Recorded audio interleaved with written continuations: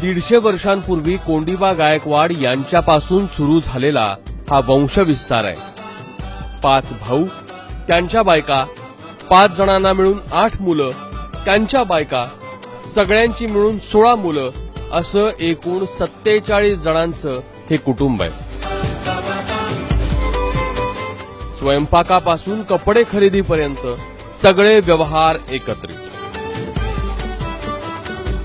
सुरुवातीला एकत्रित राहणं अत्यंत गरजेचं होतं, कारण उत्पन्न कमी होतं, जिराई जमिनी सगळ्या, उत्पन्न निघालेलं शेतीतलं उत्पन्न काही पुरत नसायचं.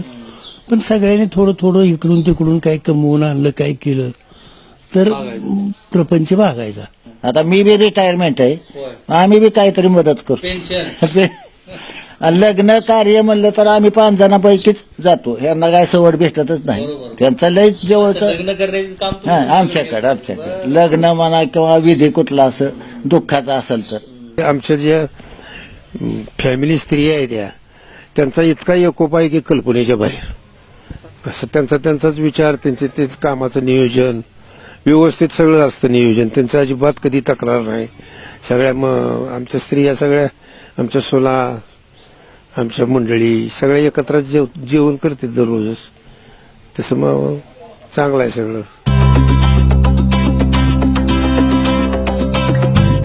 घरातल्या 5ही सासवा पहाटे 5 वाजता उठतात. सुनांना 7 वाजता उठण्याची मुभा. रोज सकाळी 60 चपात्या, 20 भाकऱ्या लागतात. तेवढाच स्वयंपाक संध्याकाळी. 4 दिवस एकीनं चपाती आणि भाकऱ्या करायच्या, दुसरीनं भाजायच्या, तिसरीनं भाज्या चिरायच्या. भाजी चिरणारीनं सकाळी 9चा 30 ते 35 कप चहा करायचा. तिनं चहाची भांडी घासायची. एकीनं भाजीला फोडणी द्यायची. स्वयंपाकघरात एकाच वेळी किमान 6 जणींची ड्युटी असते. उरलेल्या दोघीपैकी एकीनं कपडे धुवायचे, दुसरीनं वाळत घालायचे. 8 दिवसाच्या भाऱ्या आहेत आमच्या. करायचं एकीने 8 दिवस करायचं. चहा एकीने 8 दिवस करायचा, भाज्या 8 दिवस करायच्या. चहा किती कप करायचा? म्हणजे जसं येईल तसं, जसं होटेल तसं करायचं. नाही, आता सुरुवातीपासून आमचे 2 सासरे 3 सासा होत्या, तेव्हापासून त्यांची मावशी काका अशी पहिल्यापासून एवढी आहेतच घरात माणसं.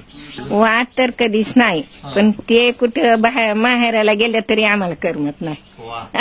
जेवायचं जेवण पण जात नाही एकटीलाही, का तर मिळून जेवायचं असतं. पहिल्यांदा जेवायला बसते ते आमचे बँकेतला एक मुलगा आणि 9 लेकरं. ते 10 ताट एकदम करायची. त्या दोघीनेच भाज्या करणार नाही आणि एक चहा करणार नाही, तिनं वाढू लागायला यायचं. हे तिघीने मिळून जेवायला वाढायचं. टीव्ही बघता का?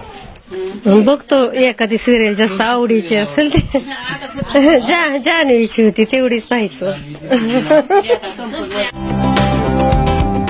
सणासुदीला पै पाहुण्यांसाठी घर पुरत नाही, अशा घरात 16 घरातून आलेल्या 16 सुनांचं एकमत कसं होणार? आमचं तसं काही बंधन नाहीये कुणाचं गुणावर. आम्हाला बाकी वैयक्तिक सगळं स्वातंत्र्य आहे. आम्ही बहिणींसारखं मिळून राहतो, मैत्रिणींसारखं राहतो.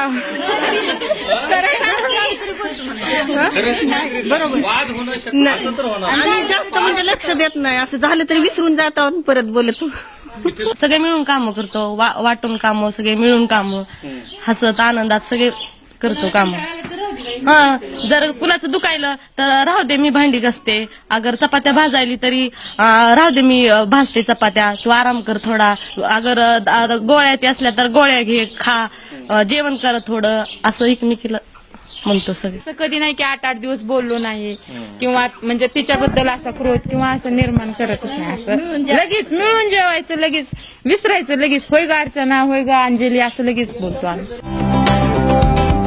चंद्रकांतराव 10 वर्ष सरपंच होते. सध्या ते रयत शिक्षण संस्थेचे सदस्य आहेत. पोपटरावही 5 वर्ष सरपंच होते. सध्या विठ्ठल सहकारी साखर कारखान्याचे ते संचालक आहेत. आता काय, आतापर्यंत साधारण 2000 पर्यंत सालापर्यंत मी एकटा वैयक्तिक निर्णय घ्यायचो. पण त्याच्यानंतर आमच्या बंधुराजांनी कुठल्याही म्हणजे ते माझा निर्णय टाळला नाही. 14 वर्ष आम्ही बी शेती केली यांच्या अंडर खाली.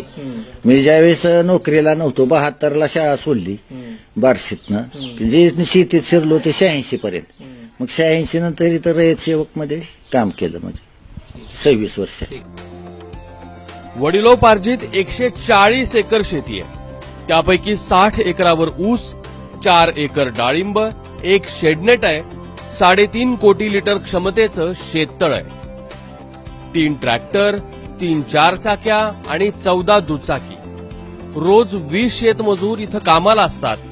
घराचं वार्षिक बजेट 40 लाख. आणि मग आपोआप कारभार आम्ही दुसऱ्याकडे देतो आणि मग ती कारभार देण्याची पद्धत काय आधीची काय? हो, सगळा हिशोब वगैरे पूर्ण द्यायचा. कशा जमा किती झाले, खर्च किती झाले आणि शिल्लक काय आहे यावरून मग पुढच्या कारभाराने त्याच्यानंतर. गेल्या वर्षी कारभारी होतो. अॅन्युअल बजेट किती होतं गेल्या वर्षीचं? गेल्या वर्षी नेमकं माझ्याकडे आलं त्यावेळेस दुष्काळ होता.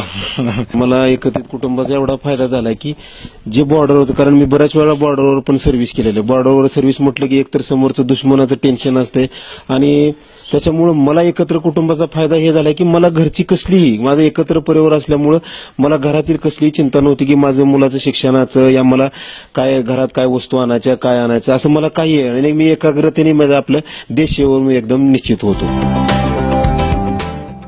2000 सालापर्यंत चंद्रराव एक हाती निर्णय घेत होते, पण गेल्या 16 वर्षापासून पुढच्या पिढीतला एक जण दरवर्षी कारभारी होतो.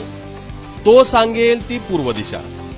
महिन्याकाठी 10,000चा किराणा, 5,000चं इंधन, 5,000चा भाजीपाला लागतो. पुढच्या पिढीतल्या 8 जणांपैकी 2 किराणा, 1 जण भाजीपाला, 1 भाऊ इंधन भरतो, तर 1 जण घरातला किरकोळ खर्च बघतो.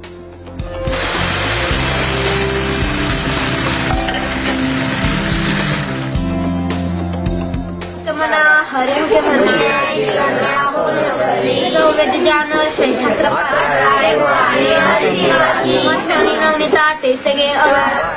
घरात 16 मुलं आहेत.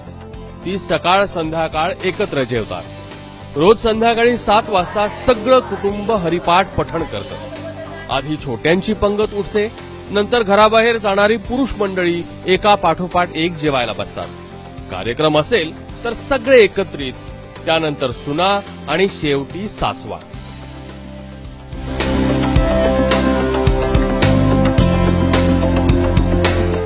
थोरले 5 भाऊ आता काहीही करत नाही.